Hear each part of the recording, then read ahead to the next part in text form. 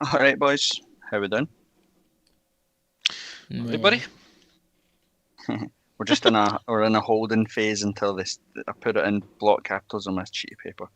Hold your water until the season is officially dead. It's not dead yet, but it's getting very, very close because I have a few people firmly in my crosshairs. But we'll save it for the monumental tears and snotters a week today when we're scudded 4-0 at home by Aberdeen and finish 6.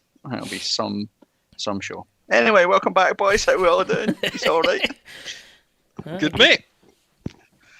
I'm Always actually realise that my life isn't as bad as it is until I speak to you, and then feels brilliant. Again, then it's all sunshine and rainbows, Kevin. That's that, mate. That's it. I listened to like 10 minutes of the podcast last week live on YouTube, and then you've lost a subscriber.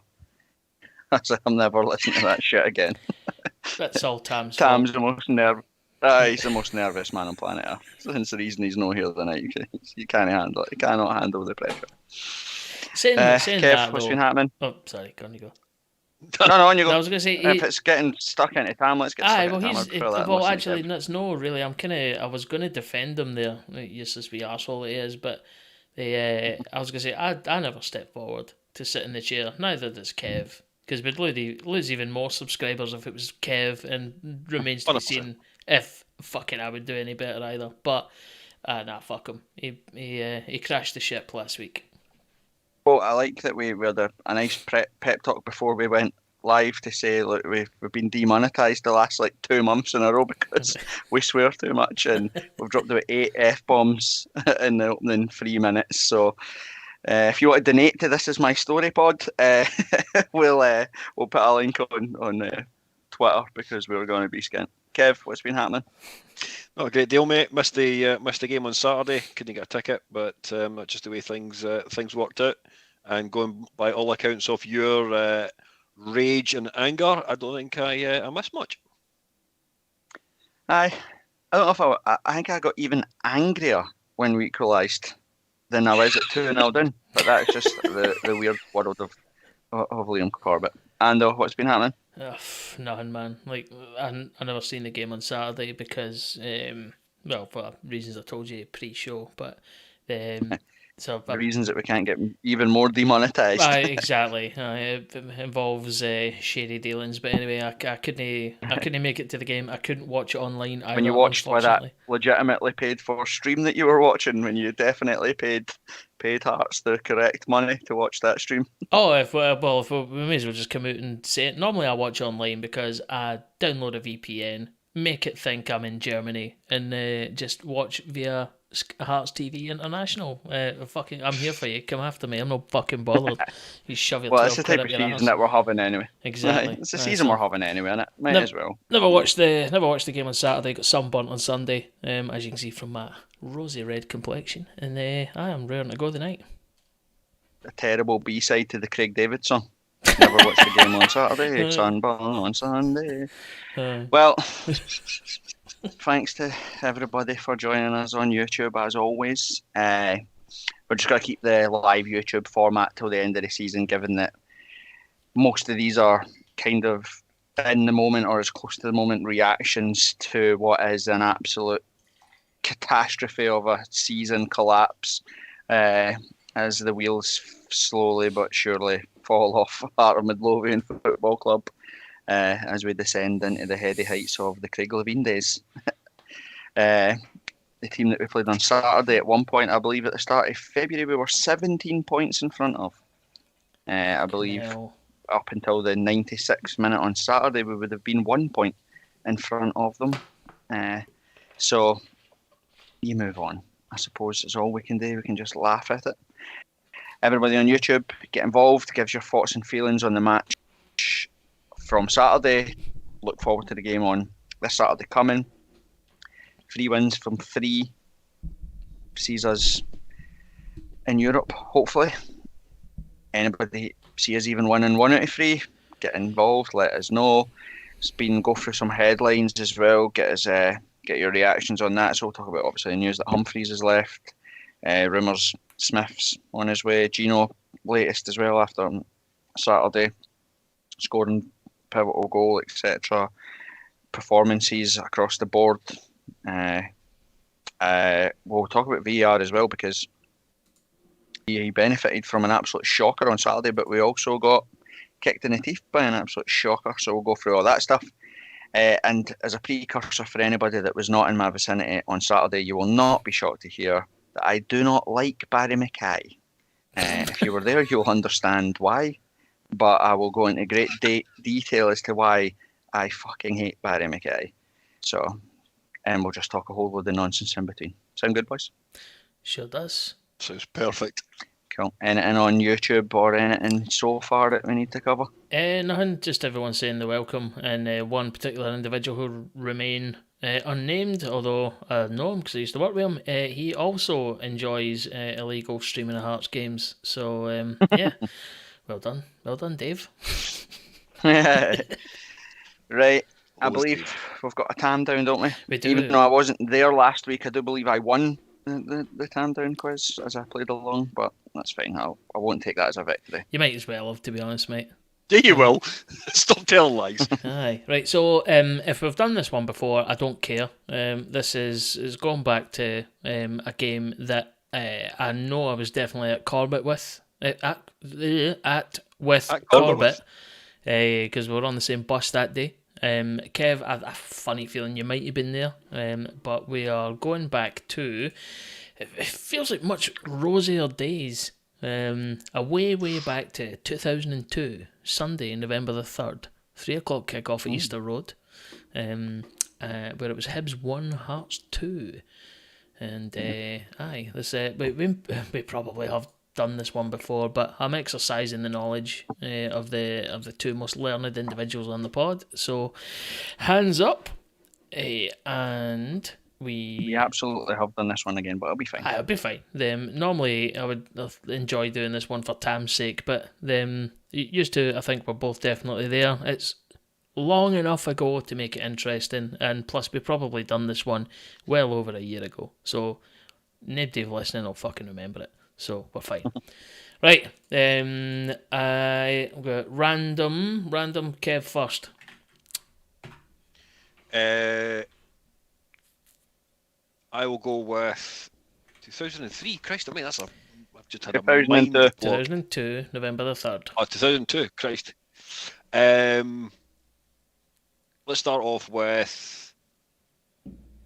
Adam. No. No. At least make it easy. Well, and I'm starting obscure. I'm taking off the boy that came off the bench and never came back at the stand, Kevin Twaddle. Absolutely correct. What the hell was that long Kev. ago? I'm not even. I'll go with Rusey. No. Jesus Christ, man. Right, should we just tear this up? I'm just going through all the obscure ones because if I give the obvious answers, you're going to know what game it is. Mm-hmm. So let's say. Oh, I know which game it is now. Right, Kev. Oh, it's Neil Janacek then. Yep, absolutely spot on, Corbett. Kev. Phil Stamp. He's cottoned on now. Yes. Oh. Next. Kevin McKenna. Yes. I'll be a bit strange. I'll go with Graham Weir. He was on the bench that day. Yeah, and he also made an appearance. He got subbed on for another player that's not been mentioned yet, so you're not getting that one for free. He was part of the crowd jumping into the crowd as we scored. Sure was. Who lost a man at the near post for paddling into score? Who was the goalkeeper? Niemi. Was Niemi in goals? No, he wasn't. No. Oh, well, we'll sell the jerseys with that one. Right. Kev? I will continue on this particular route. Stephen Presley. Correct. Corbett? Scott Severin? Yep, absolutely spot on. Kev? Who would have played side? Andy Webster? Next.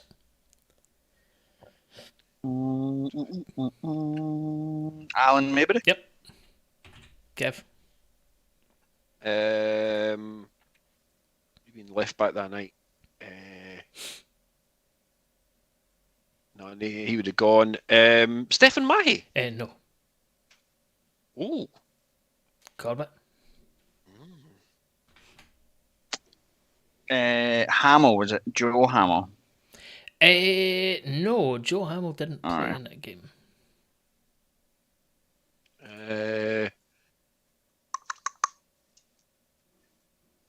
Who else would have played? That's the name of the Boyack. game, Kevin. I know, mate. No, Boyack is not on the list. So you Is he not? you still have the goalkeeper to get Was and 4 outfield. Robbie Sloan, was he on the bench? No, he wasn't. Good guess though. I'm going obscure youngsters on the bench just to try and get the points. Well, on the bench you've got two. You've got the sub goalie, who's not really obscure, and then you've got another lad who isn't really obscure either. So the only, in fact, you've not really got any. You've maybe got one obscure player that people might struggle with, but he was outfield that day. Sorry, he was just starting 11 that day. The guy. Is it back to me? The guy who scored against Rangers and then got a 4-year contract but never done anything after that. Simmons was in that team. This is right. He was in the team. Stephen Simmons. I had. We still didn't have a left back, did we? Alan Alan Mabry, Stephen Presley, Andy Webster. Did McKenna play in the back? Do we have a No, but it was Craig Levine, so we probably played them up front. No, actually, McKenna might have played. Scotty Severin, Jean-Louis Valois. Correct. Okay, the goalkeeper and 1 outfield still to get. And the 2 subs. So it wasn't Niemi. Thinking of the goalkeeper short, Mackenzie. Yep, absolutely right. Was he on the bench? No, he was a starter. Is that why I remember us conceding? Because fucking horrendous goalkeeping. Sure, it's like a side foot tap in at the near post or something stupid like that. Right, so there's one more outfield player. There is. Sorry, no, apologies. There are 2 outfield players. I clearly my eyes around. Be a striker, surely. Yep. Oh,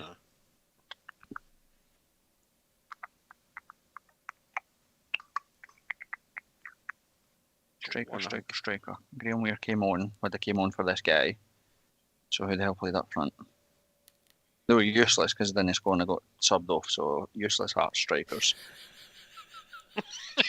There's a plethora of options for useless Hearts. It's going to divide opinion. I don't dislike this guy. I actually quite like him. I don't know why. It's maybe an unnatural thing that I maybe shouldn't. I should hate him, but I like this. Ramon Pereira? Nah. Was he not there by then? He was the All Sports top, wasn't he? That's right. In fact, were we in the All Sports top that game? Aye, we were. Aye, that would be All Sports. But that horrible. I always think of Ramon Pereira with the light, like the white thing with the blue crappy wee. Aye. Shitey stuff. Was it Andy Cook? Andy Cook. I liked Andy Cook. I thought he was class. Same. Remember his debut? He came on and his first touch was a pass. It's like and he's tripped over his own feet. It was quite funny, but yeah, he did. Be there, Kev. You did, mate. You did, but long time ago. Corbett's on one tonight. I fucking love it. Right.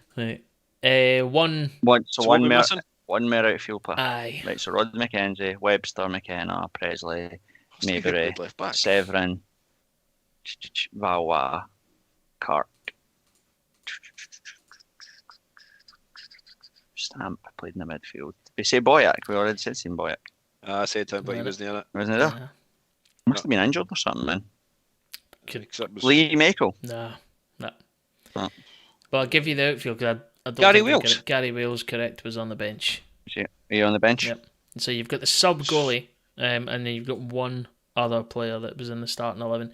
The one in the starting 11, difficult, obscure, instantly forgettable. Obscure. Tepe Moylan, is she the sub goalie? It's not. Craig Gordon. Craig Gordon. What?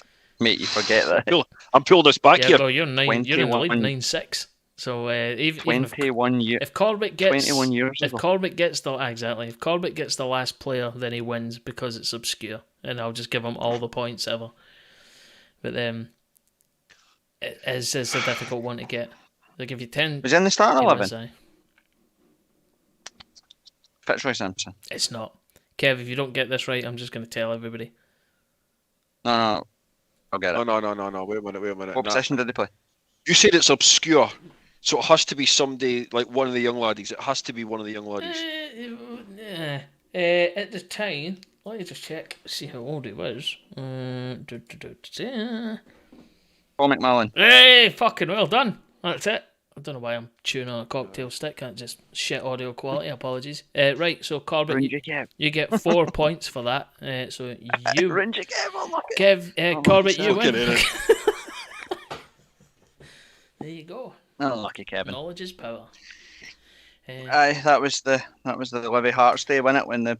When our bus got attacked by the Hibs casuals on London Road or wherever it was. Aye, on or around that area, but aye, and then Kelly jumped off the bus and got his head caved in, and I think sat the rest of the game with a broken jaw or whatever it was, and then got him. No, that was Roddy Grant's brother, wasn't it, Kelly? Was it no? I remember Kelly jumping off the bus and going mental though. Wait, remember he told everybody not to get off the bus. Aye, that's right. Then got off the bus and then came back on the bus to say, "What did you not get off the bus for?" He told us not to go off the bus, and we couldn't see what was going on. So that was funny. I'm sure it was Roddy Grant's brother. It was a great day.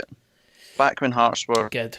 I don't want to kid them. I don't want to say that because the man that shall not be named was in charge of that team, and I have still not forgive or forgot. So don't ever change. Right.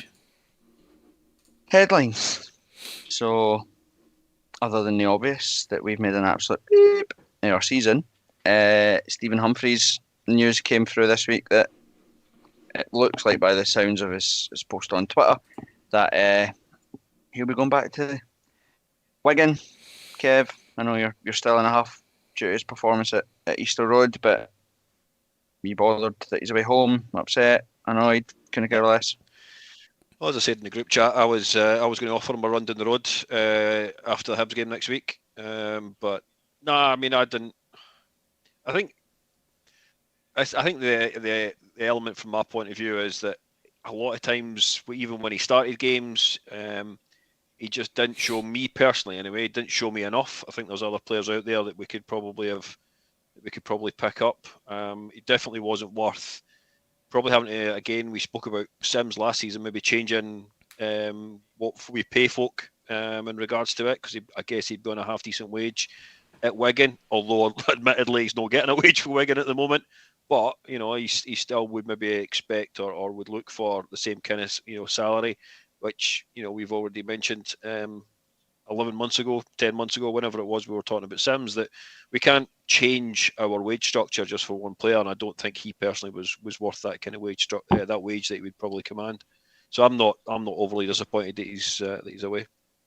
Ando, your thoughts? The wage argument aside, I'll be honest. It took me a while to warm to him, it's just me. I fucking hate everybody by default, and then they have to go and prove themselves. But I'll be honest. I quite liked what I seen from Humphreys in spells. Like anyone that can score from inside their own half has got to be worth a punt. I'm not going to be pretend that I'm close enough to the wage structure and what he gets paid to be able to comment on it, but just looking at him as a player, I think he offered something a wee bit different. I'll be honest, I didn't mind him. I'd happily have him back. Aye, I think. Well, we're 2 weeks away from the end of the season. I'm going to asterisk almost all the players to say that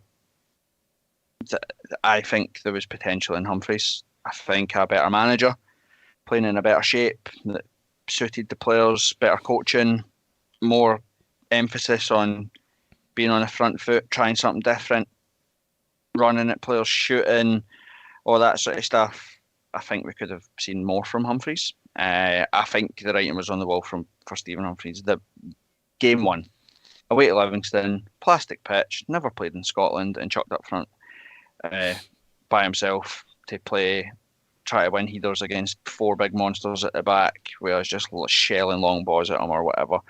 I think he's done enough. Not very many players can say they scored in a derby, scored for their own half and stuff. So he gets an asterisk next to his name, like a lot of the players and signings that we've had this season, to say that they've not been good enough, but they kind of get a pass because we've not been good this year. We've not been good. Style of play is garbage. You can argue the ins and outs of it all you want, but the style of play has been absolutely terrible. As we've seen on Saturday, the players are that coached and ingrained in them that they can't help but fall back into default possession, slow pedestrian passing, etc., etc. So I'm sad to see him go. I thought he was a good guy. He looked like he kind of was a good character around the place and stuff. And I can understand Kev's thoughts as well. I don't think he set the heather on fire or whatever, but he definitely doesn't go with the hatred that Kevin has for him. I don't echo it. Hatred's a strong word. I know, Kev, but come on, get your big boy pants on.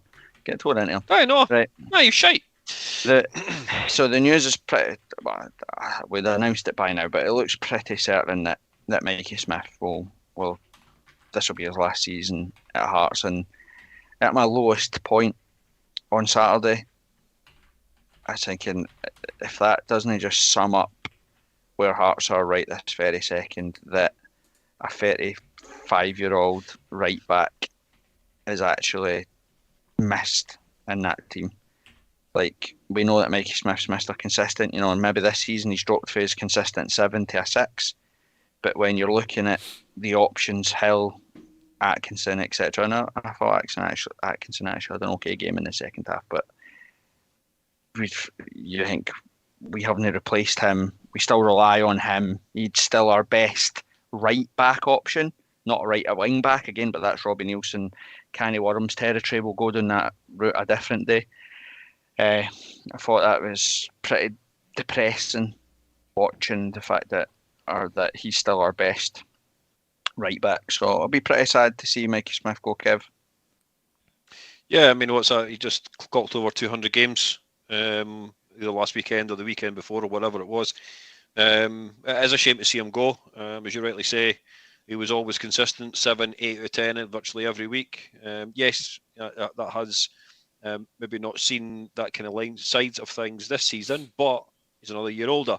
We've changed our formation. We've asked him to play that wing back, and to an extent, he'd done it well. It was just an element that you get to that point running up and down that wing, especially sometimes he was running up and not getting anything. And then by the time he tracked back, we were maybe out of position or whatever. But inside our knowledge is that his house is up for let. So from that point of view, it does look like it's the final curtain for him. He built a house during lockdown in Bristol. I think the plan was always to move back down that route anyway. So, and I'm sure you echo the same sentiments. So sad to see him go. Yep, absolutely. 6 years, 2,160 days by the time he leaves. Thanks for the memories. That's all I'll say. Mr. Consistent, thanks very much. Sorry to see him go, but being clinical about it, out with the old, in with the new, and just hopefully we can get someone that's able to fill his boots on that same consistent basis. Well, the worry for me is that the players that have been linked with Devlin at Livingston, and obviously Devlin, now that Sheffield Wednesday get pumped the other night, the Callum Patterson rumours will come back. I'll tell you right now, I wouldn't take either. No. Callum Patterson's not a right back. Hearts fans need to accept that. He's not played right back for 10 years since he played for us. He doesn't play as a right back, so we're not going to sign him to bring him in as a right back, and he's not good enough to come in and play as a target man. We went from Ellis Sims, that was the idea, to Humphreys, to it be Callum Patterson. And it's without being horrible to any of them. We've downgraded each step on there. So again, Hearts fans need to get that out of their head that like we all love Callum Paterson, right? Of course we do. He's Hearts boy, he's a total gadget.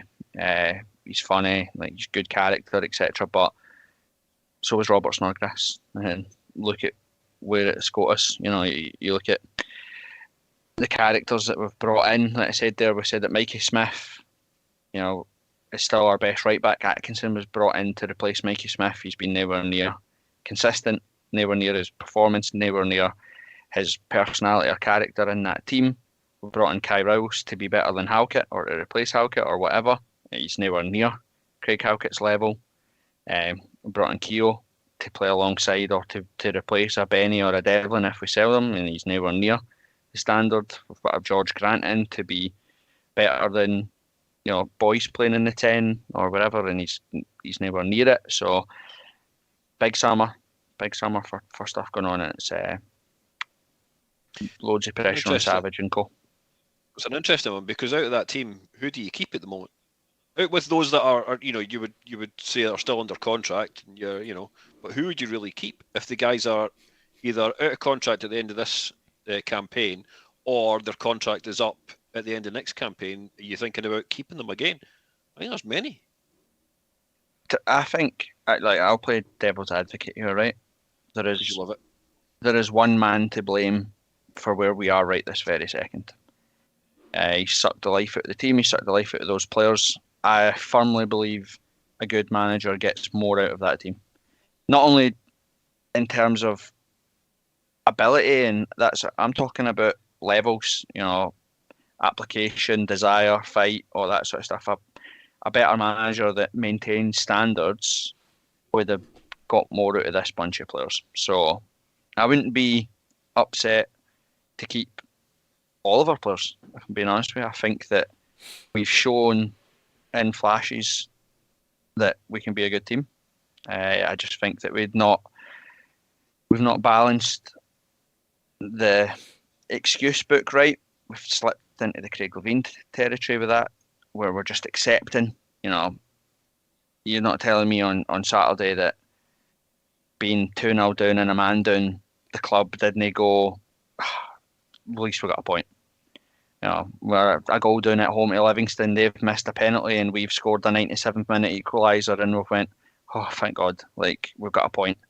You know, well, we could beat 3-1 off Celtic, but we played all right. Oh, Celtic are the champions, like you would expect. I've said it before, Kevin, we work with each other, and you know the environment that we work in, high-performing businesses, and that's what we are. Football's the same. Get absolutely nowhere by lowering their standards, and that's what we do. We literally lower the bar and give ourselves the out, you know, and say, "Oh, we were unlucky. We've been lost 6 games, but 3 of them were against the Old Firm. You know, we played Kilmarnock. It was on a plastic pitch. You can't expect us to win." All that is it, and I think that's where we're at, and I think you can see that in the players, is that there's enough in there to get more out of them. So to answer your question, I wouldn't be upset if we kept all of them, except Barry Mackay. But we'll come on to that later. I'm looking forward to it. For this. I can't wait for it. What about Gino as well? Obviously, we've heard we're a bit radio silence in the Gino department. Again, I understand. I don't think he had a good game on Saturday. I'm not going to pretend that he did. We'll come on to it. We'll talk about it. We're going to do a tactics corner with Corbett as to why I don't think Gino had a good game on Saturday. But I'm trying to think of the last time we had a front two that scored as frequently as Ginnelly and Shankland. Like, they're a very good partnership. I know in the anger of dropping points on Saturday, we've missed the fact that Gino and Shankland scored again. Gino and Shankland scored against Ross County. Like, they've got a good partnership brewing. I'd be gutted to see the back of Ginnelly. Yeah, definitely. I've no update to tallies yet, but if you add Shankland and Ginnelly's goals into this weekend, that's 37 goals between them. Right, so that's across all competitions, but that's massive, right? So as you rightly say, I can't think of a combination or strike pairing that has done that in the modern era. And when I say the modern era, I'm talking from when Tam started going to football. There are obviously historical occurrences of it, but I think, are we absolutely certain that Gino's going? Do we know that for sure? No, we've not heard anything. Normally you would imagine that something would come out pretty soon. Yeah, because he's on. I'm not even sure when he's under contract till, but I'd be gutted if Gino left. I think just to dovetail into your previous point about a good manager gets a song out of good players, like these two are on song together with a shite management team. Like, do you imagine just how good that could be if the build up and the support play to get them the service was on song? Fuck me, it could be double that. Aye, I agree. Kev, were you going to say something? Jumbo's kickback was reporting that the old someone in the club had said to them that he was signing a 2-year contract to be announced next week. Oh, well, if it happens. Jumbo's kickback is not exactly the most reliable of. Sure ain't. It sure isn't. I think Tam's a moderator there, and he looks after that for him. That's why he's not here tonight. That tells you everything you need to know about that. Anything in YouTube or anything like that?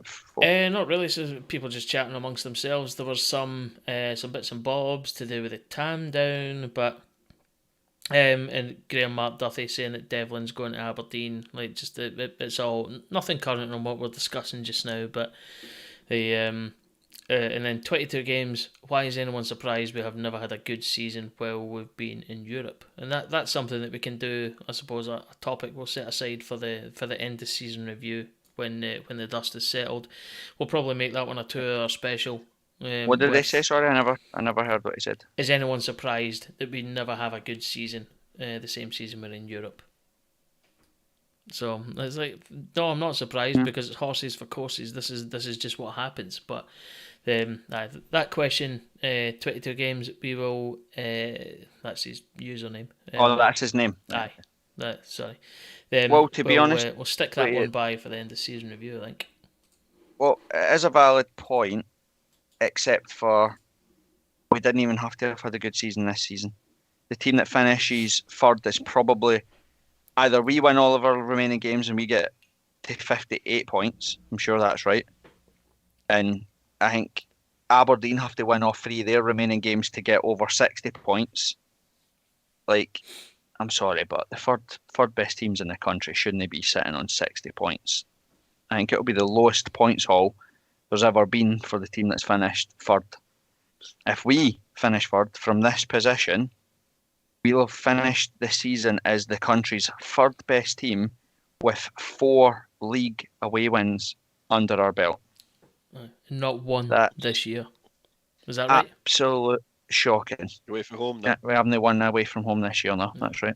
Just checking. Absolutely shocking. So, like, yes, I get it. It was or could have been a really difficult season, given Europe and juggling and injuries and all that sort of stuff. But Hibs and Aberdeen made an absolute Ricky Hunt it and are still in pole position to finish above us, which is just absolutely shocking. Right, before we move on to the games, the game at the weekend and the games coming up, I just wanted to touch on VAR again because we had shockers all over the park on our game on Saturday, and I got to start with the first one, and I don't know if it was picked up on any of the TV coverages or the highlights or whatever, but on the build up to the first goal, on the far, so if I was the left hand side of the goal, behind the goal, the right hand side, the ball went out, right? I could see it as clear as the nose on my face that the ball went out of play, but it was about 4 phases before St Mirren scored. Now St Mirren it would have been a Hearts throw in, but the ref played on linesman never seen it or whatever, and they directly score for it, right? Like, for them to score, you have to ignore hundreds of shite play for Hearts, right? But still, VAR supposed to, I know it says it can't jump in unless it's clear and obvious errors, but what's the point in having it if there's something clear that impacts the game? Kevin, don't know if you've seen the game, or Andy, if you want to jump in, but if it's a free kick to St Mirren the referee's seen an elbow, right? Because that's the only thing it can be. So if the referee's seen an elbow, it's a red card. Like that's the only, you can't give a free kick in that scenario for that challenge unless you think Hill has hit him with an elbow. Yep, 100%. There's no rhyme or reason as to why, because you can see that he clearly wins the ball. It's not even a case that Hill really got his arms raised in any way.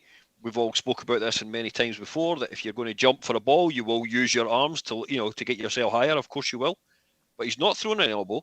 I'm still. I mean, we'll talk about no doubt the other decision as well on the day, but it's just an absolute shambles of a decision. No. It was a shocker.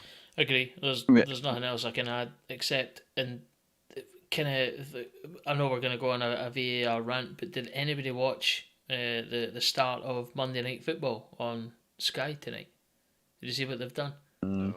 It was half decent, to be honest with you. Normally I wouldn't bother listening to Carragher and the other wee guy, but they had Howard Webb on, and they had basically contentious decisions from I think since December when this lad is taken over, and it's actually the proper radio commentary showing you all the checks and all the ins and outs and all the stuff that they've checked, so you can see why it takes so long and all the different stuff that we check. Right now, see that I thought that was brilliant, because it gives full clarity, full disclosure on these decisions, albeit they are handpicked or cherry picked to suit the narrative. But you imagine that happening. We need something like that from the SFA. We need full-time refs. Aye, because there's not enough clarity on the decisions. And Mikey Stewart, again, I don't like agreeing with him, but I will. He made a point on the radio on Saturday that said that there seems to be an urgency with VAR to almost validate a decision that's been made, and like fulfillment scenario sort of thing. It's mental.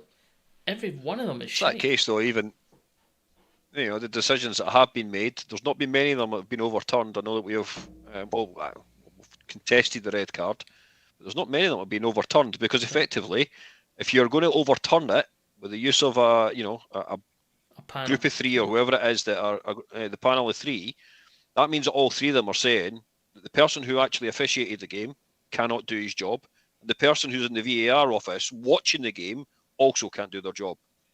That's what it says. But the worrying thing is, and it's worked, because they made an example of De Shinnie in Aberdeen one, and we laughed, and it benefits us because he's not playing for them. That was never a red card. No. Never in its life. And the fact that they have so publicly said we're adding another game on because you basically wasted our time or whatever, directly stopped Hearts from appealing Cochrane's red card last weekend, so that he only misses St Mirren and he's back for Aberdeen in the remainder of the season. I think he misses Rangers, didn't he, and then back for Hibs. Rangers no way. So that's impacted us, because we might have played better on Saturday. We've had to play Andy Halliday at left back because we're missing our left back. And it's the same way, they can overturn them all they want, but the red card for Jago, whatever it is, for Hibs, it's never a red card. And that was a game that genuinely, them overturning it and saying, "Oh, sorry, we got that wrong," 2 games later, Hibs could have been bottom 6. Literally, wonder saves for David Marshall, and the fact that Livingston made an arse at Dundee United. They genuinely could have finished bottom 6 because VAR got it wrong. Now, we've said before, and I'll continue to say it before, referees can make mistakes, right? In the heat of the moment, in the game, they'll miss things. It's just natural, especially when it's not a full-time job, right? But that's what VAR is there for.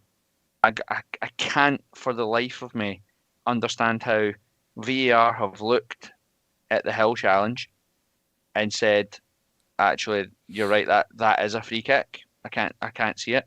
I have no idea how VAR have looked at the Peter Haring red card and said, yep, that's a red card. And I have no idea how they've looked at the Ginelli one and went, yep, that's a penalty. Because none of them were. Yeah. None of them were. Agreed. So, and I want to labour that point again about either ex-players or full-time refs. Josh Ginelli has took a horrendous touch, is running away for goal. Yes, the St Mirren defender is daft and leans into him and all that and gives him the opportunity to give the thing. But the referee's got to use common sense. Where Hart's gone? Josh Ginnelly's heading to the corner flag, potentially not even keeping the ball in play. There's seconds left on the clock. Like, it is an absolute nonsense decision. Obviously, it benefits us and we take it because it's a penalty and it's potentially helped us stay in the hunt for a game longer. And it's the same way. I think they've actually said it's a reckless challenge for Peter Haring. At the beginning, they said that it was last man tackle. Now they've said that he was out. He was out of control. Aye, or he was out of control in a dangerous tackle. He's no studs up. His boots like that. His feet are literally. And again, Ando, this is what annoys me. Everybody, Stephen Robinson's played football. Stephen A. Smith's played football.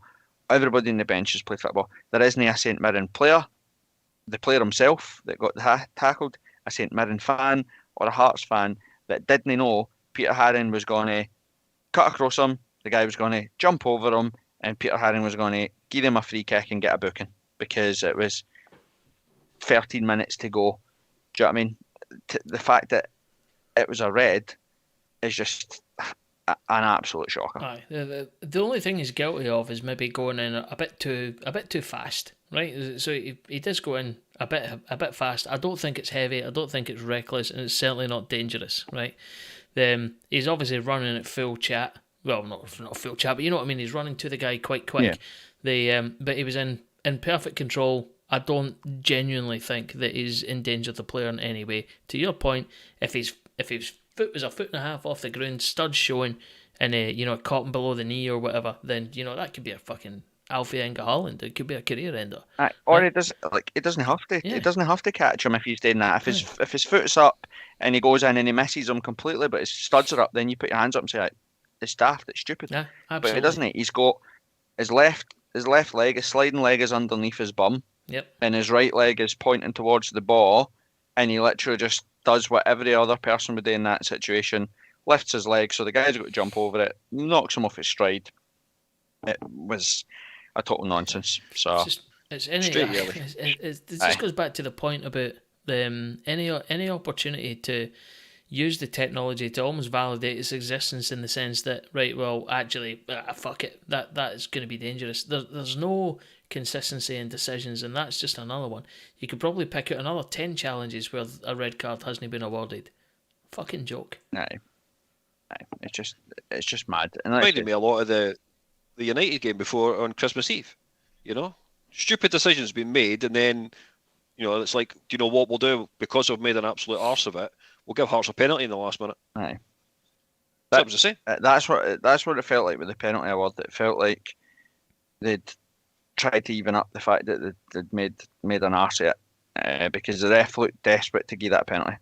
And don't get me like, if you're a St Mirren fan, then you're annoyed at the thing with it, but you'd be equally annoyed that your defenders just being a bit more sensible. Gino's going to be cute in that situation. Of course, he's going to run across you because he's made a total idiot of the touch and the ball's gone out. This is this is dividing opinion a wee bit on the YouTube chat. So Brian Dixon, Graham Mark Duthie, and Scott List are basically saying that it's all saying it was a penalty. To be fair, now I get the point. This is like one of these ones that if you're in a 1-on-1 situation, the keeper's coming out and the player who's in control of the ball kicks the ball out of the way and knows that the keeper's going to come in and fucking wipe him out, right? He might boot the ball 3 yards that direction, knowing that the challenge is imminent. He's never going to be able to recover that ball and score the goal, right? But then he's waiting on the contact, right? So he's playing for the penalty. I'm sorry, but Gino was playing for that penalty on Saturday. He just was. 100%. I get it. I know folk will say that's a penalty, but it's just inconsistent because, I know it's a different league or whatever. You see the Pickford thing yesterday on Haaland, where he came to get the ball. Yeah. So it's the same again. Keeper's made the save, comes back to Haaland. Haaland's went to take a touch. The balls went away up in there, so Haaland's standing like that, put his back to the goalkeeper to try and bring it down. Pickford's looked at him, and then went and basically punched Haaland in the face. And VAR looked at it and said, no penalty. And it's like, as clear as day, penalty that you can see because he's not interested. And it's just inconsistent because we'll see another one of them on Saturday, right across Scotland. We'll see another example of that, and it won't be a penalty. Yeah. And that's what I think. That's what bugs me. Club in 11 in the chat saying you'd be raging if it was given against Hearts. And see, 100%. To be honest, I'd be fucking absolutely livid because it's one of those ones played for and got. Yeah, fair enough. You've exercised the rules to get what you need. I get it. It's football. You win some, you lose some. We'll take it. And if come to in the end of 2 weeks' time, we might be sitting back here and celebrating that decision got us where we wanted to be come the season end. But I just thought the ref was pretty poor on Saturday. But that's a subplot because Hearts were atrocious on Saturday, and the refereeing performance can sugarcoat that. So let's move on to it. Let's move on to the absolute fun and games of talking about how bad Hearts were on Saturday. I'll be back in 2 minutes. Lads. You charge on. You know, I need to do a tam. But carry on. Right. Sound. Kev, is there anything on YouTube that we were worth talking about whilst we wait on Ando? No, not at the moment. From what I can see, is everybody still talking about the penalty. A lot of folks saying it was never a pen. Some people saying the refs. I think everybody's in agreement that the ref has had a shocker on Saturday, but it's properly split opinion in regards to never a pen or being a penalty. I think we've all said it. Gino has been cute about it. He's had a burst of pace to get to the ball first, but if you not only does he get the elbow in the back, which is enough for him to believe that he's going down, but because he's actually slowed down as he's got to the ball, the boys no noticed this, and there actually is a sort of tie up of legs as well as. But as everybody says, you'd be raging if it was the other way around. But that's all that's currently been mentioned. The other element that has been noticed earlier on was, and I know you'll love this, our defending at set pieces, Mr. Corbett. Do you want to take that just now, or you want to hold on and let it all out? Again, I've already covered this point, and it's a default point that we'll go back to all the time. It's coaching, Kevin. It's coaching. It is. Not annoyed me about see on Saturday, right? Kyro's stats probably said that he won 90% of his aerial battles, right? He won every flick on St Mirren needed. He won every header and played it out wide to where St Mirren were. He won every header and knocked it into Gogic in the middle of the park. He can win the headers all he wants, but he cannot fucking put the ball to play or put it to a Hearts jersey. Honestly, almost every header went to a St Mirren player. His positional sense is atrocious. He overcommits. He follows the ball, which is like, I like to watch the game and fucking take it on. That is scandalous for a professional football player that's played at the World Cup, and someone that looks so composed. He looks so rattled. Not only does he chase the ball, Kev, sometimes he chases the player, and you think, where are you going? There was a point on Saturday where he was over near Stephen A. Smith. And I was like, what you doing? What you doing? You've just chased the man over there. Our defending at set plays is atrocious. Our attacking of set plays. Honestly, who is it? Was it Neil Robertson? Was that the guy on Twitter that was counting the corners for last season? Aye. I believe we scored on our 231st corner last season. We will not be a kick in the arse off that again. The last time Hearts scored from a corner was Andy Halliday at home to Motherwell. It was the last time we scored direct from a corner. That is mental. October last year. Christ. And again, we don't even threaten. We don't even threaten. We're not even getting on the end of them, putting them wide or making the keeper save them. We're literally, at one point on fucking Saturday, we took a short corner, Barry Mackay passed the ball into somebody, and the boy passed it back to Barry Mackay and passed it out of the park. I was like, absolutely, honestly, it's comical. I must admit though, I'm amazed that you can actually see half of this, because 9 times out of 10 you're sat in your arse, you're absolutely, your head's in your hands, you're not even watching the game. So to see all the stuff that you see is amazing. You don't have to watch the game to see the game. Come on. sake, everybody knows that, man. Everybody knows that. Right, let's talk about Saturday. It was must win for me. Typical Hearts this season as well, given the way the results lied, given the way that Kevin Nisbet was standing over a penalty that could have potentially saved our season. And again, we just made an absolute arse of it. And yeah, the point at the end, being 2-0 down at half time, again, is maybe a positive in the Naismith camp. The fact that I don't think Robbie would have got that result. Not obviously not given the way that it went and the way it was going under Robbie or whatever. So I suppose that's a bit of a positive.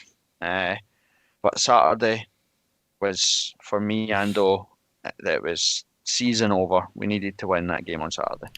Yep, 100% agree. I've been watching and listening to a couple of things, and just over recent weeks where, you know, like Hearts commentators, I'll not mention them by name because they're not worthy of it, but had basically been writing off the season, and I had a faint glimmer of hope. But for me, Saturday, all that dissolved. It's fucked. We now really have to think about this, right? This is the bus, and how many fucking players are we putting on this and sending it away down the fucking road?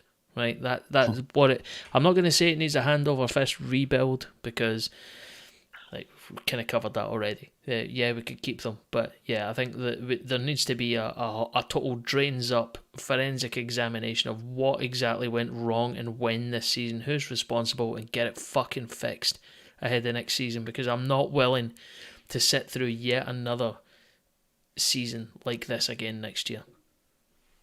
Aye, Kevin, there's loads of positives from the Ross County game, obviously, and we, for 60 minutes against Celtic, competed pretty well, and we managed to compete pretty well after the going down to 10 men or whatever.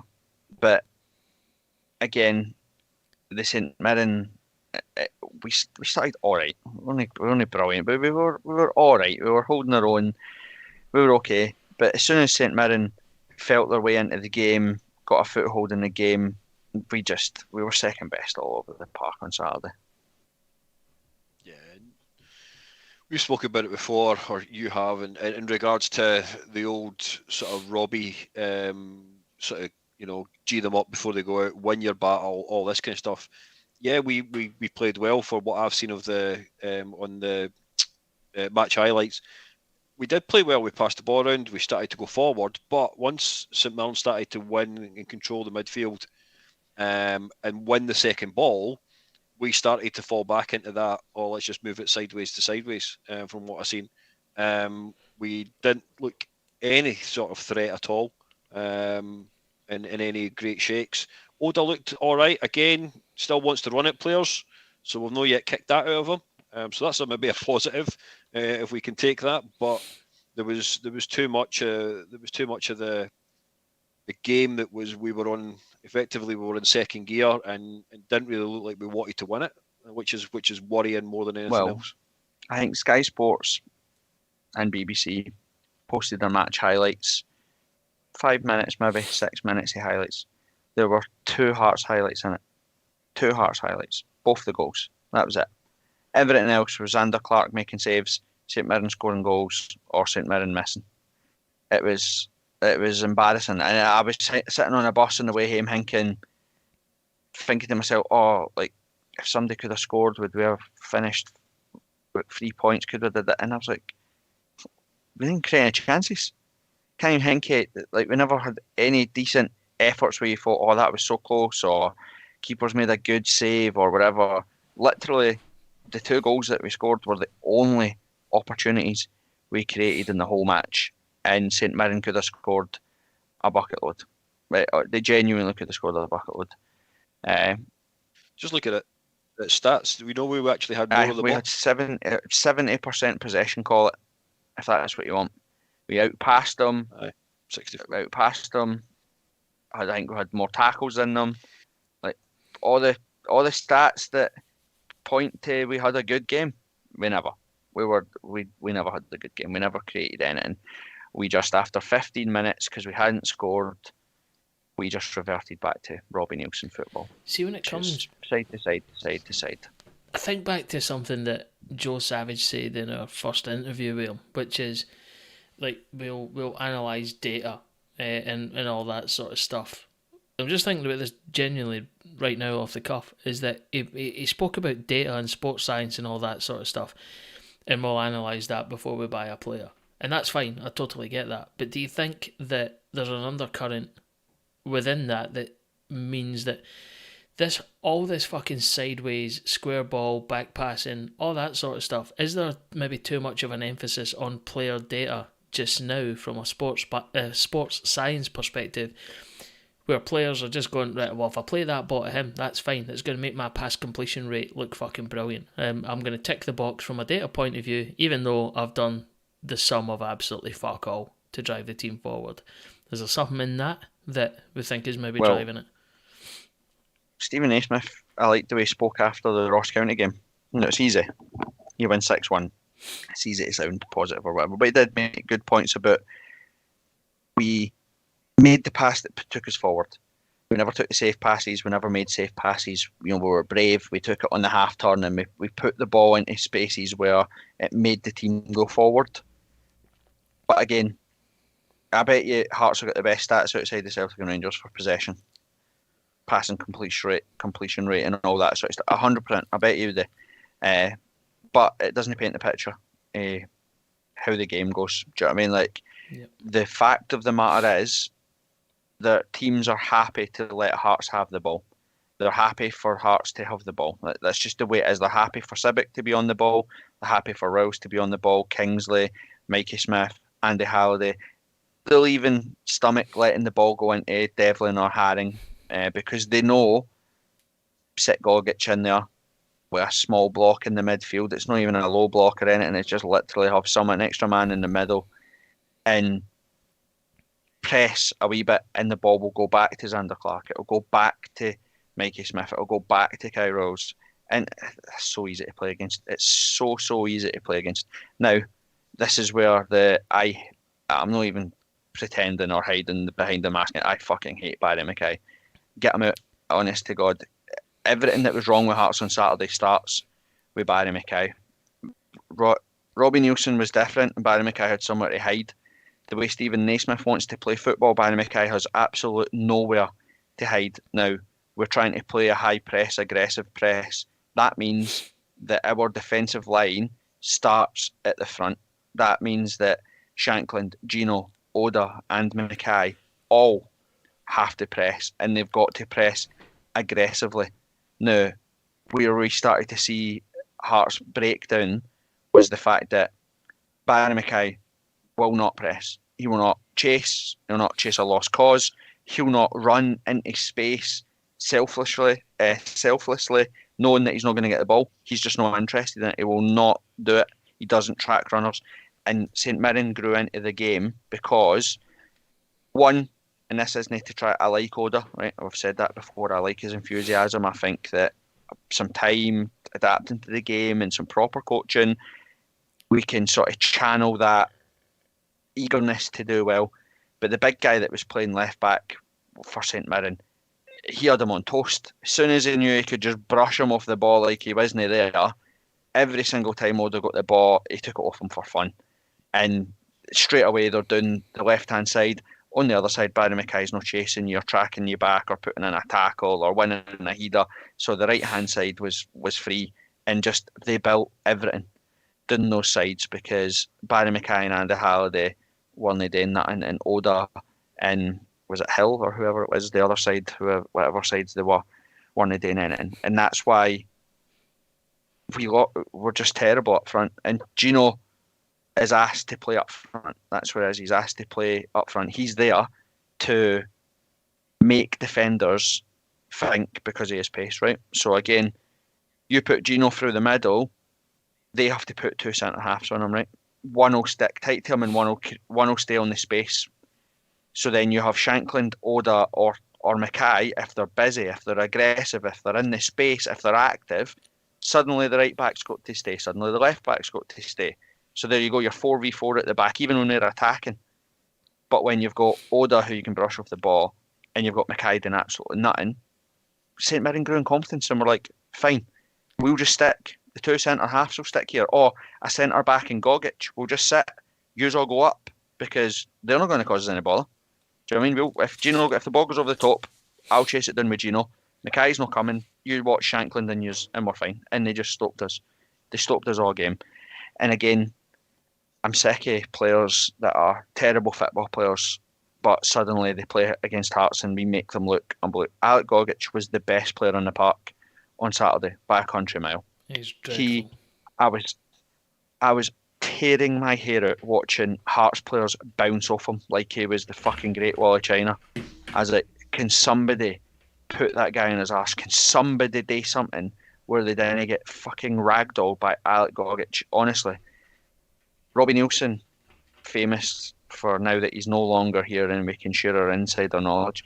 Robbie Nielsen didn't rate Cammy Devlin, right? That's where the Kev Kyle stuff came from and all that sort of stuff. That big square sausage he'd couldn't formulate a plan in his life. He got that headless chicken stuff for Robbie Nielsen, right? That was Robbie doesn't like Cammy Devlin, doesn't think he's a good football player. That's why he would never play him. And Cammy Devlin playing like he was on Saturday, you'd struggle to argue against Robbie's point because he just run about daft doing absolutely none. He's in Barry Mackay territory. He won't shoot. So again, you're happy to let Cammy Devlin, Barry Mackay have the ball 40, 30, 25 yards for your goal because they're not going to shoot.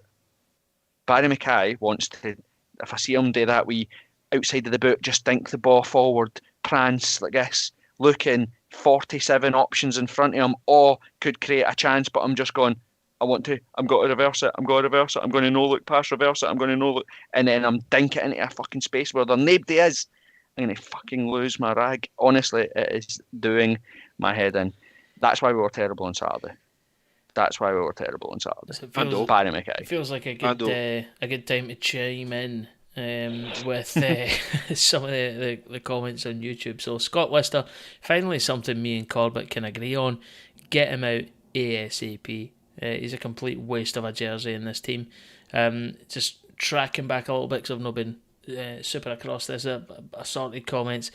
Blows my mind how we can go into that game without 100% blood, guts, hearts and desire, especially after Aberdeen drawing at Hibs, foolishly expecting more from a must-win game. To your point earlier, Corbett, Brian Dixon, basically saying, I love Oda, but fucking Jesus Christ, he needs to just shoot. I'm ad-libbing, he didn't really put all that profanity in there. I'm just doing it for effect.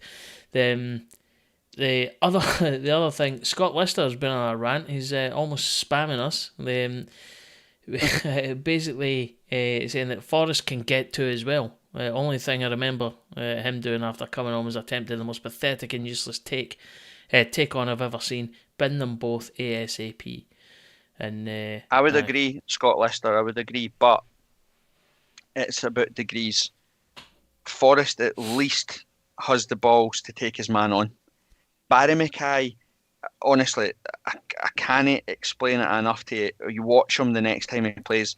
Barry Mackay runs across everybody without actually doing it, and it looks like he's went on a mazy 40-yard run. Well, actually, he's shiting himself, staying away from tackles, staying away from defenders. He's not actually taking anybody on.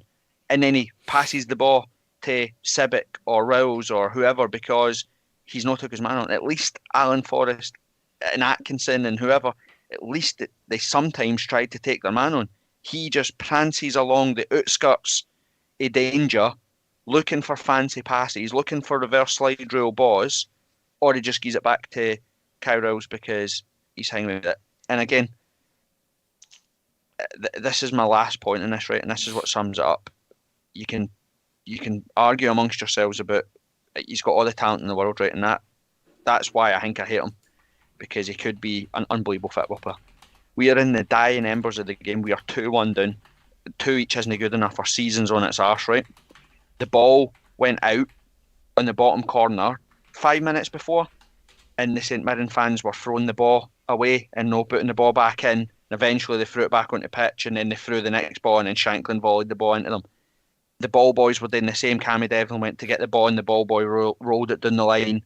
all that sort of stuff. The ball went out the 95th minute or whatever, 20 yards in our half. Barry Mackay, closest to the ball, jogging to get the ball. Nathaniel Atkinson sprints past him to get the ball off the ball boy, actively chases it down, gets it, throws the ball back in play, and we score from the penalty that came from that. Barry Mackay was jogging. He could not give a fuck that there was seconds left in that game. He could not care less. He has never showed up in Europe, in a derby, against Celtic, against Rangers. He's a shite bag, heart of a mouse, cunt. Get him binned. I hate him. And if you were standing next to me on Saturday, you will know that. I've got one loaded question for you, and this will I don't know if this is controversial or not, but you think back to a couple of years ago, not too long in the rear view mirror, a player called Don Cowie, right? Your absolute utter detest for that. Actually, you know what? We need content in the off season, right? We'll probably do a couple of specials. One of them will be who does Corbett hate, and it'll be a fucking hell. It'll be a 24-hour marathon show. The question is this, and by the way, I'm that's not a jibe. Like I'm absolutely agreeing with you on a lot of these. Don Cowie, Shitehawk. Where do you place Barry Mackay in relation to Don Cowie in your current frame of thinking? Is he worse than Don Cowie? They don't even. They're in different levels or different layers. Barry Mackay could be, but let's put it this way, right? Barry Mackay started the season playing for Scotland, or on the verge of getting a game for Scotland. All right, he is an unbelievable football player. Right, he could be John Cahoon if he wanted to be, but he doesn't. And I hate that. I cannot stand that when you have the world at your feet, you have everything that you need to be a proper good football player. He's played at Rangers, never had the heart to go on and do it there. And think of how easy that is to play for Rangers or Celtic and be a standout if you have the right application. That at Hingway you get more chances than everybody else, less tackles than everybody else, less fouls, more of the ball, more opportunities to score, decisions, and shat it. Went to England, shat it. He's come back up the road, and other than nice games at Tynecastle against Ross County or Cally Thistle or whoever it is, shat it. He cannot play in big games. Never showed up at Hampden. Can't show up against the Old Firm. Doesn't show up in Europe. Doesn't show up in the cups. He's unreliable, and that's what the problem is. He's got the ability to be the best player on the team, but he's got the attitude worse than Tam. So that bugs. That's a big comment. Really Graham Duthie is he's made a statement, but I'm going to ask you the question just on the back of this. If he scores a double on Saturday, is all forgiven? No. Fair. No. We won the Scottish Cup, and we beat Hibs at Easter Road. With 15 consecutive defeats to the Old Firm. Like, just because we win on Saturday, we still have to win at Ibrox to stand any chance of finishing third. So, putting it politely, no. I think Ando, I think we need to look at the patron option that we spoke about many times in the past. You're talking about the coffee liqueur here, Kev. What are you talking about? The Patreon. Patreon, that's what it is. We need to set this up. Ben Odlin has just put in the chat. I would listen to Corbett rant about players he hates for hours. Already kind of do. So from that point of view, I think we could sell it. We definitely could sell it. And OnlyFans for Angry Hearts fans just listening to me rant about how much I hate football players. There you go. There's your show name. Angry fans. We'll talk about some positives, because I think there are some. Zander Clark, again, I think we'll end this season if we've had a total and utter collapse, right? Now, most fans would have said we had an absolute total collapse, and it would have been because we lost Craig Gordon. Yeah, I don't think we've missed Craig Gordon in goals in terms of performance on the pitch, off the pitch, in the dressing room, etc. Then there's an argument, we probably have, in terms of the captain maintaining standards, etc. But I thought Zander Clark was brilliant on Saturday. I actually thought Toby Sibbick was, considering everybody right now would tell you Kai Rouse is, a better defender. Toby Sibbick pisses all over Kai Rouse. 100%. He's a better defender than Kai Rouse. Kai Rouse needs to grow up, look at himself in the mirror, and decide what does he want to be. Does he want to be a World Cup football star or fucking the Australian Don Cowie? Because he's on the verge. He gets ragdolled all over the place. Needs to get that sorted. I thought he had a good game. I thought he played well. Peter Haring as well. Again, we go back to the Mikey Smith stuff, where you're looking at how do you take the team forward, how do you build on where we are. Peter Haring's still the best option in that role. I think he's better than Devlin in it. He's better than Snodgrass in it. Again, the argument would be actually Benny was the playmaker in terms of, Devlin could win the ball and Benny could at least pick a pass and beat a player, etc., etc. But I think Peter Haring is worthy from that. I thought Nathaniel Atkinson was okay. He annoyed me at points. I would have liked him, seen him be a bit more direct. He was brought on to be direct. We went free at the back. He played as a wing back. The whole point of him being on was to get down and get crosses and get to the byline. And the one time he actually did it and did decent, we scored for it. So, but I thought he did okay. George Grant, I thought, changed the game when he came on. There's definitely potential in George Grant and Lord and Shanklin. Like, I know we talk about it all the time, but he's that good now and scores that much and that often that I think you just ignore the fact that his all-round play is superb. We'd be absolutely fucked without Shanklin, Kev. 100%. Well, we worked out, you said earlier on, Ando, 37 goals between Shankland and Gino this season. You take those goals, even just the goals that Gino has scored this season, that drops us down into the bottom at the bottom six.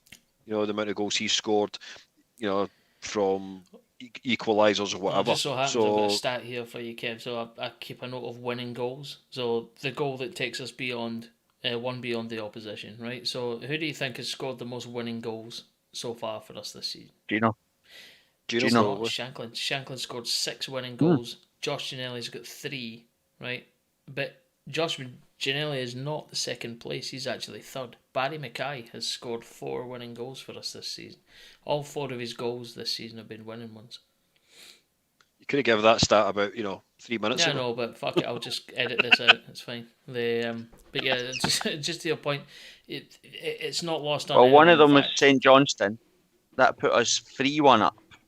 Yep. So no 3-2, and then they scored to make it 3-2. So aye, I get your point, but he's not getting that. We're getting no Barry Mackay praise. No, that's fine. That's not what it's about. I'm not trying to talk up Barry Mackay praise. I'm trying to stop Kev from making a fuck up when he says that Lord and Shanklin is absolutely pivotal. Yes. There's a stat underlying within that Shanklin might not have scored the winning goal. He might have scored the 3 goals before we won a game 4-3 by virtue of the fact that someone else scored the 4th. So, as Corbett says, it's all about levels. 26 goals in a season cannot be fucking sniffed at. The guy's an absolute genius. Are we? He's on the verge. 3 more to win the bank against him not getting to 30 goals. The realistic question is, we've made the total Ricky Hunt of Europe. We're not going to get group stage football. Are we keeping Lawrence Shankland in the summer? I don't think we can.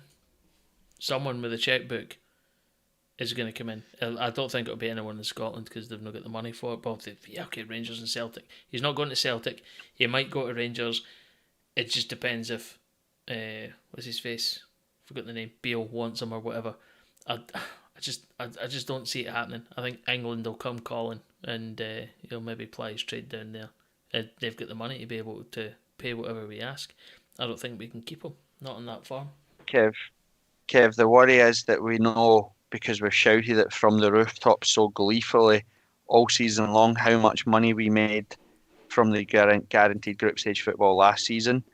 We are going to have a £6 million hole in the books next season, because you better believe the club thought we were getting back-to-back group stage football. Yeah, we have to plug that gap. Yeah, it's going to have to be found somewhere, and the obvious location for that gap itself is Shankland. He won't command that kind of money. That's £6 million, but at least you'll be getting a part of that particular value itself. You can maybe look at 2.5, maybe even push it to 3. You're fucking cuckoo land. If Hearts accept anything less than fucking £10 million for Shankland, I will burn Tynecastle to the ground. And you better get the matches out, mate. I'll buy the petrol. You're fine. Hearts are not accepting £2.5 million for Shankland, mate. Come on. I get where you're coming from, but we've already stated it and we spoke about it God knows how many times. The club are soft. But Kev, there is an alternative, right? So you don't have to just sell one person to balance the books, right? This squad is fat because it needed to be fattened out for group stage football. Now that we've not got that, you can trim the squad down in other ways, right? It doesn't mean just selling your prize assets. That's Hearts of old. I'd like to think that we've developed and evolved to the point where we don't have to just sell a prized asset. We can get rid of some of the fucking waifs and strays that we don't need, trim the squad down, and there you go. But the only difficulty with doing that is that you then make it less of a selling point for Shankland when it comes to re-signing, or anyone else for that matter. You then go, right, okay, who have you got? Oh no, these fucking idiots are left. Yeah, I'm not gonna let a pal. I'm not bothered. I get where you're coming from, but I think the only way by trimming the actual squad size, the only way you save the money is actually in wage salary, because I don't see any club coming in for any player. Well, I think that's the element I'm talking about. We'll see Nathaniel Atkinson go in the summer, 100%. Yeah. We'll see loads of people go in the summer as well, but I think Hearts' ambition, I agree, Kev, you're right. My worry is that they'll actively be trying to sell Shankland to 100% because the hole in the checkbook that it's going to leave. But scored in Europe, scored against the Old Firm, scored in derbies, playing for Scotland. There's no way Hearts accept minimum money. What did Aberdeen sold? Ramsey or whatever it was, who'd played, I don't even know if he'd even played any first team games, to Liverpool for £6 or £7 million. Ferguson for £6 million. We won't be selling Shankland for £2.5, £3 million. Not a chance. But I get you. It is a valid fear. It is a valid fear that we will. I just feel we're soft. I just feel that that's the way we'll go, which is depressing. But I've just got this horrible feeling that that's how it's going to go. No, well, we'll be doing Tynecastle. We'll be doing setting it on fire. Let's see then, since the folk that are on YouTube get involved, 3 games left. Do we have to win all 3? Just yes or no in the comments. Do you think it's happening? Do you think we will win the remaining 3 games and finish 3rd? I'll go around you, Kevin. Nope. Ando? No. Yeah, don't be bother asking me. It's not happening. It is absolutely not happening. Kev, I've been thinking about it. I don't know if I'll get over it. If it'll never know sting, sitting knowing that we're going to miss out on back-to-back 3rd by. If we'd beat Livingston at home, do your job and beat Livy at home. Then he lose 2-0 to St Mirren at home. A goal up at Kilmarnock, get a draw, we get beat. Like literally, we're going to miss out on 3rd by 3 points. Yeah, and if it comes down, if it comes down to that 2 points, 3 points, whatever it may come down to, it doesn't come down to only these games, as you rightly say. It goes down to games that we've played. Motherwell away, getting beat 2-0, and not even look like we're actually at the game, as you rightly say. Kilmarnock, St Mirren at home. Livingston, anytime, home or away, we're just, there's too many games. We haven't beat Livingston this season. That's what I'm saying. That's what I'm saying. Home or away, we haven't beaten Livy. It's just that's where we've lost the games. And yes, I know perfectly well. You'll point directly to one individual person, and I think he started to lose it just like he started to lose his hair, and that's maybe the turning point. Well, you can draw you any graphs you want. The sliding point was 2-1 at Hampden when we beat Hibs. You literally all roads lead back to our descent, our decline. It directly falls back into that path. We've been terrible, terrible, terrible since. Again, Ando, the thing, if the club genuinely wants to become a big club, we're going to have to decide and build out some standards, aren't we? Because we are three fat guys on a podcast. And if you'd asked us a year ago, we all could have told you that Robbie Nielsen wasn't the answer for Hearts. If we can see it, we can sit in the pub and talk about how bad Hearts are and then watch it play out in front of us. Why is the club not seeing that? I completely agree. I think the word that's been mentioned a lot on this one tonight is levels. I think off the park we get so many things right. Community engagement and all the fan stuff. The ultra section, that's all tip top and brilliant. But when it comes to the footballing department, the actual bit that everybody goes along to watch, I think there's so many. Like, we think back to maybe a year and a half, 2 years ago, whenever it was we first interviewed Savage, and we're like, oh fucking yes, totally up for this, right? I think the delivery versus the expectation, I think there's a massive disparity between delivery and expectation. I think we either need to reset the expectations at a club level, or either that we like something fundamentally is not working. We've ended up in this situation, and I'll be honest, I'm not an expert. As you say, we're three fat guys in a podcast. Obviously, two of you are handsome and one of me is bald. But it's one of them that, like, I don't have all the answers. I don't know what it is that's went so badly wrong this season, but you have to shine a light on the footballing department. I think as much as we love him or like him, I think Savage has probably got a few questions to answer on the direction and the delivery of what's happened so far this year. Well, it makes round 3 of me v Savage pretty good, doesn't it? When we get to meet him pre-season, having no won a trophy and made a complete and utter CUNT of the season. That'll be fun, mate. I've my the connections with my employer. I've already sold it to Eddie Hearn. We'll get Murrayfield booked to it, and you can square go the bastard. Because again, Kev, we've spoken before, and we'll do a proper in-depth dive into it when the season is officially finished. But Sunday night. Aye. By the words Andrew McKinley and the board and all that sort of stuff, they all talk very bullish, and they deserve credit. They got rid of Robbie, which I know loads and loads and loads of Hearts fans never seen that happen. So I do feel that the club's better. I do think it's in a stronger place. But again, it's that we've got to bin the Craig Levein culture of make excuses and make ourselves feel better. We have to shine the light on the players when they're shite and tell them that they're shite. Take some responsibility for them being shite. If you've set them up wrong and got it wrong, take your hand up and say you got it wrong.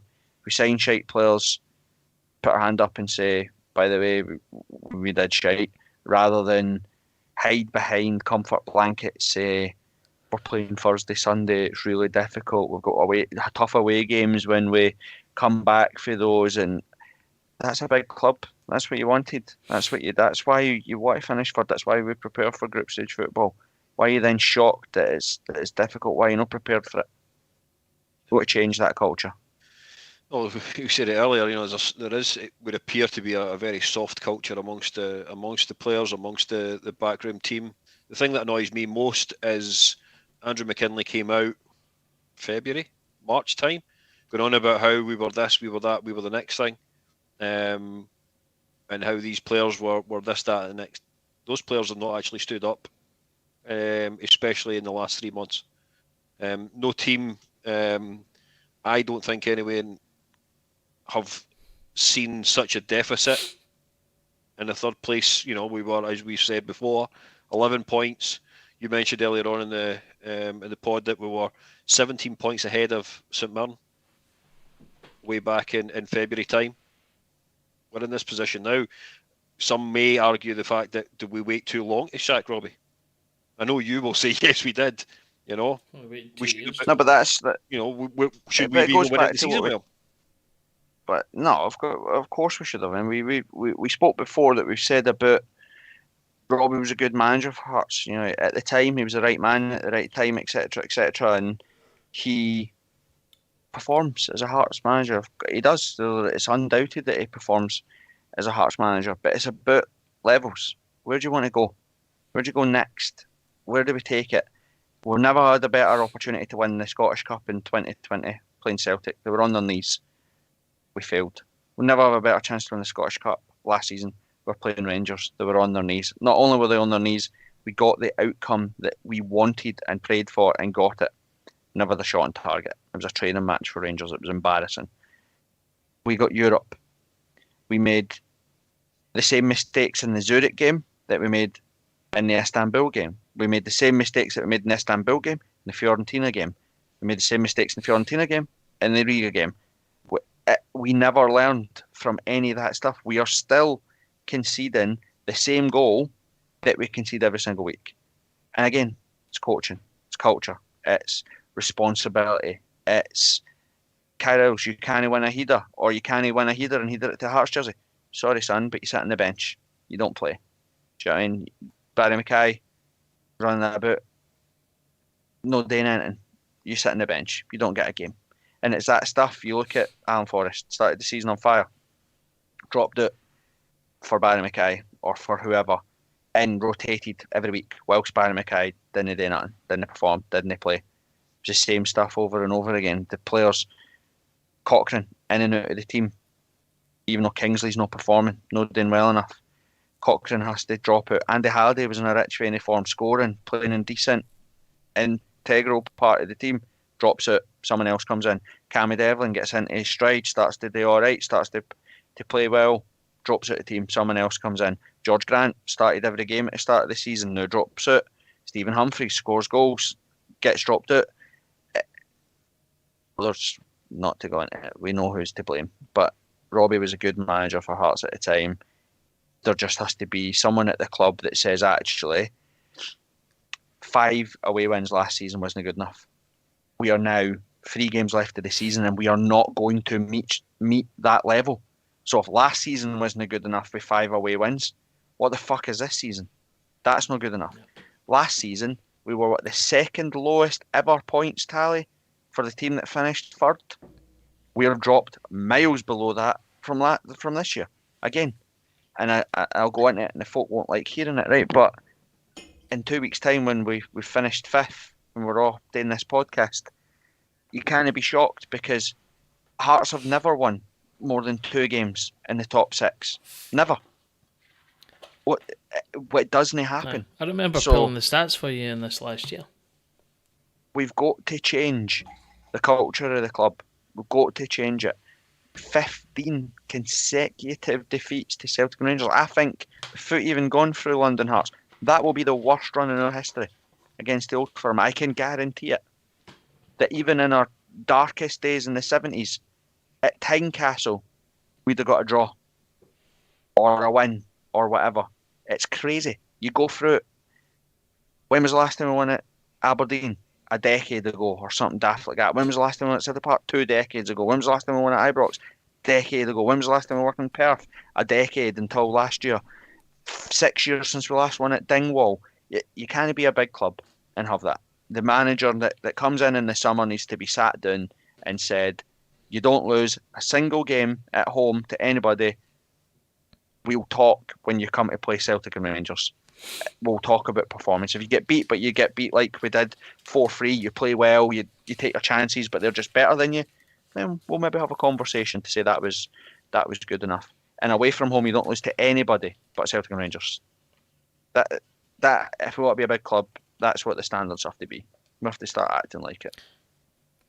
Can we get you? Yeah, I forgot for a second we were on a podcast there, mate. I'm just raging. That's all right, mate. Like, submit your application. Like, if I can see that I'm not going to call it a diatribe because it was quite good. It was funny. That is almost the perfect approximation or summation of everything that needs to happen. And I don't think there's anyone in the footballing department that maybe has that level of standard set. Yeah, I know Savage talks about, like, shows them videos of the scenes and a derby victory and all that sort of stuff. I think it's probably about 75% of where it needs to be. It's probably not all the way up. It's just that there's something in the footballing department that I think needs someone with a death or glory fucking bloodlust to go in and just say, by the way, to your point, everything you've just said, that's what needs to happen. I don't think we're vigorous enough in that department in our expectation. I do feel, maybe it's naively, that we're building towards that. Or Robbie would still be in charge. So you got to give them some credit for that. Yeah. How was our vote? What is the overriding end of the poll? feelings? Cool wee functionality. So the poll was: will Hearts win all of the remaining 3 games? The yes, 16%, and then no was the remaining 84%. So it's a pretty much a landslide victory, and we will not win all of the remaining 3 games. Bear in mind that's only based on 20 odd votes, but it's still a good indication. So I think everyone's in pretty much a unanimous agreement almost. Well, if we get a draw at Ibrox next week, if we were to win on Saturday and get a draw at Ibrox, it would come down to the Hibs game, won't it? No. No? Not if they beat St Mirren. Right, okay. They have to. They've got to lose all 3 games, and for us to a draw at Ibrox would be fine. No, it wouldn't. I don't even think that works. So what we could get, that would be 7 points that we could get. So we're already 5 points behind them. So that would take it to 2. They get a draw with St Mirren, takes it to 3. Maybe our goal difference would be enough. I don't know, but our goal difference is positive. +5. They're 5. -1. Aye. So, but it's sad times. But let's cheer ourselves up by giving predictions for Saturday. People, before you give your opinion, you should know that Ando's coming, so we almost certainly will not win. Mate, so can I just say, Kev, right? Sorry to cut you off, mate. Apologies. The one thing I will say is that yes, this season I've been a bit of a doom and a bit of a jinx, but I've been to Tynecastle a fucking lot in my lifetime, and I've seen us win some pretty crucial and important games. This week, hopefully Saturday's another one. This week, the tide is turning. I don't know why. Oh, I know you fucked it even now. Yeah. No. I never said Hearts are going to win. I just said the tide is turning. It's Scott Lister right on cue. Oh, for fuck's sake. Right, Kev, right, your Scotty score. Boy.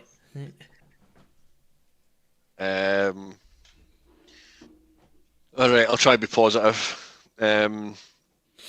If we have the right attitude, we are at home, fans get behind them, yes, I could see us winning 2-1, but if I'm being truthfully honest, I can see it ending in a draw.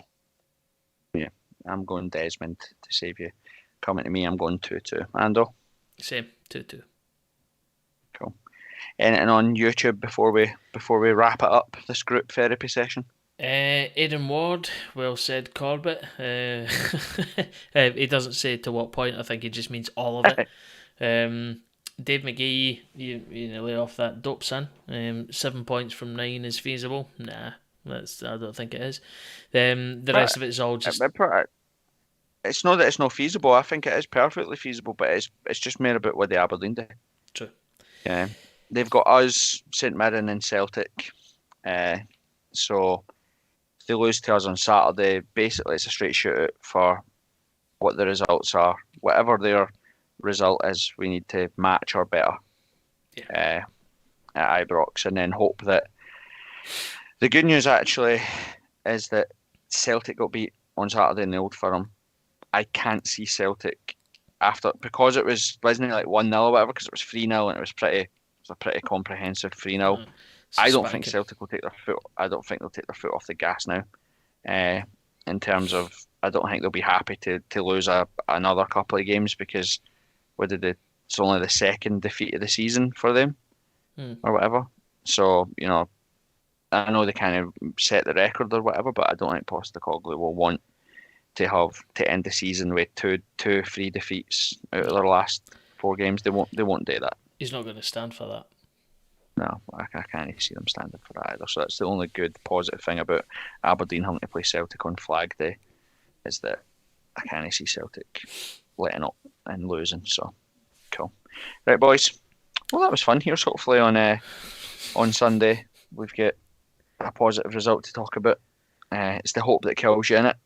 Yep. We win on Saturday, and I'll be back with my passport out again, and everything will be rosy.